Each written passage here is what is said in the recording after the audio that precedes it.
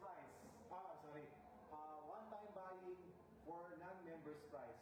Hindi po ito membership or hindi registration. This is just buying of the product. Pag bili mo nito, ito yung unang bili mo, no? 8.4. Dito sa office, you might be surprised sa labas, magkano bibenta sa iyan, bumibili ka, 8,900 or 9,000. Kasi po, pag pinapdala na sa labas yan, yung mga nag-stock, may shipping fee at saka handling fee.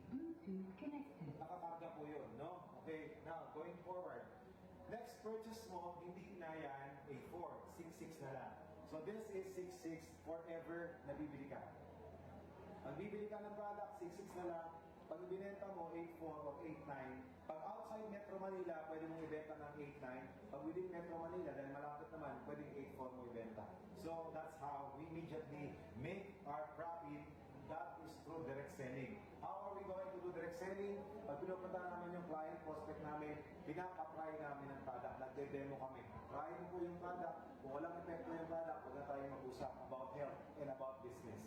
Pero kaya kahapon kami sa Eagle, yung mga kasama ko sa Eagle, sabi ko sa kanila, bago kayo kumain, papatry muna ako sa inyo. Kung wala kayong maramdaman, may sakit kayo. Kung may maramdaman kayo, mas maganda kasi may nire-repair sa katawan nyo. Napainom po kami. O di lahat, nangangatid, namumula yung iba. Sabi, ano yun ako at ang init. Ganyan. So, pinaliwanag namin. So, after nun, ang tanong, pwede ba kami makabili muna ng sachet, yung maliliit? May sachet kasi tayo, pastor eh. Yung sachet po, ito yung tingi-tingi. So, nakakapagtingi kami. Ang ending, pag tumingi, next time na bili nila, order na nila, makakamuha sila kasi pag gano'n na. So, ganun po ang naging transformation namin. Hindi kami nasisiro. Pero, hindi ko sinasabi agad yung sachet. Ito muna pinapakita ko. Okay? Moving forward. 8.4. Nabili ko ng 6.6.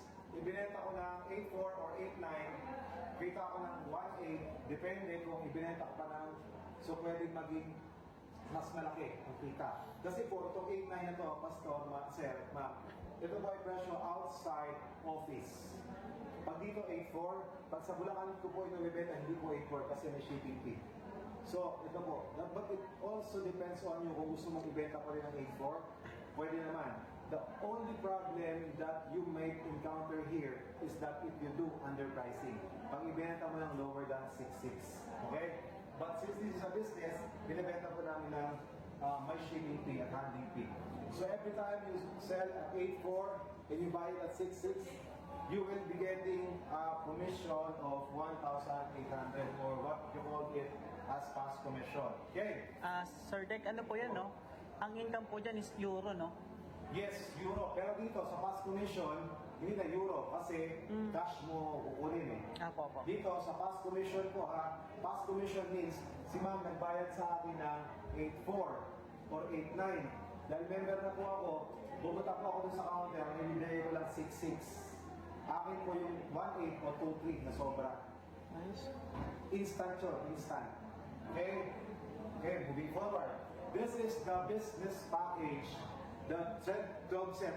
Ito po yung 12 sets. Pero ngayon, mayroon tong promo, no? Ito, bakit ano advantage ito? Ang advantage ito is that kung ito ay personal na panggamit mo, marami yan pang isang taon o depende sa number of families na gagamit. Yung ibang mga kasama ko, kinukuha ito kasi buong pamilya gumagamit. Nanay, tatay, o yung kapatid, bibigyan, o kapatid. So kung sino man ang gusto nilang share ng product. But the beauty of this package is that hindi po ito 7-1. Hello, ma'am? Hindi rin ito 7... Yes, ma'am. Hindi ito 7-1. This is not also 6-6 pag binili mo. Mas mababa. Bakit? Kasi naka-volume buying kayo. When you do